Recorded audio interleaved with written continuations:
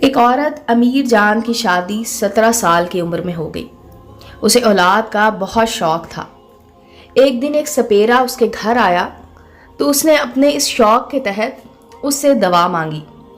اس سپیرے نے اسے سانپ کے 2 انڈے دیے جو اس نے نگل لیے۔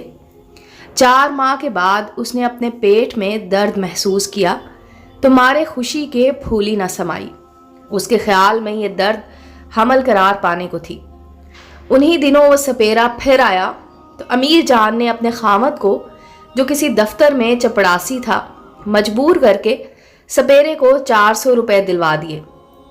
رفتہ رفتہ اس کا یہ درد بڑھتا گیا، لیکن کوئی بچہ پیدا نہ ہوا۔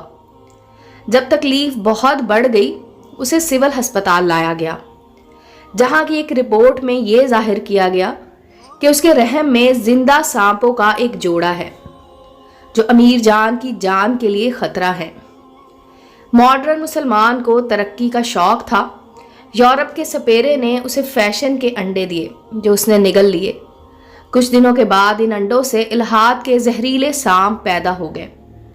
ماڈرن مسلمان مارے خوشی کے آپے سے باہر ہو گیا اور انہیں ترقی کے زینے سمجھتا رہا، لیکن دین کے ایکس رے میں یہ الحاد کے سانپ نظر آئے جو ماڈرن مسلمان کے ایمان کے لیے خطرہ ہیں۔